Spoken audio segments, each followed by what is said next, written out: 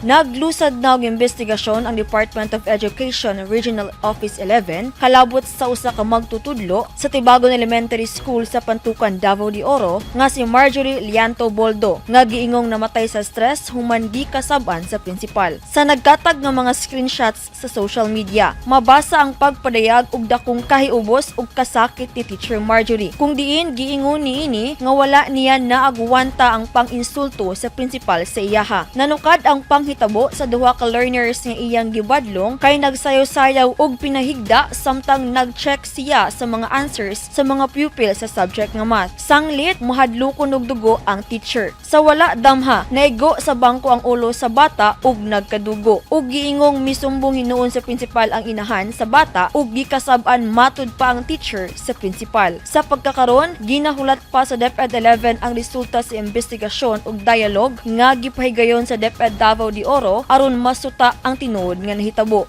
We are greatly aware of the sentiments coming over social media.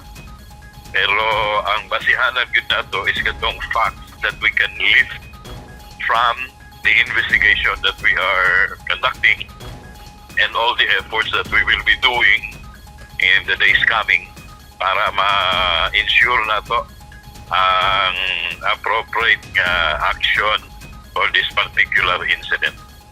Hangyo sa DepEd ngadto sa mga netizens nga kung mahimo dili sa magpagawas og bisan unsa nga impormasyon nga dili makatabang sa ginahimo nga investigasyon.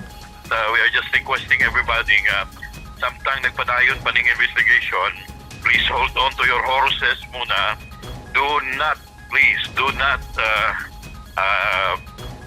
issue any information or statements or opinions nga dili makatabang ining gipahiluna nato nga investigation.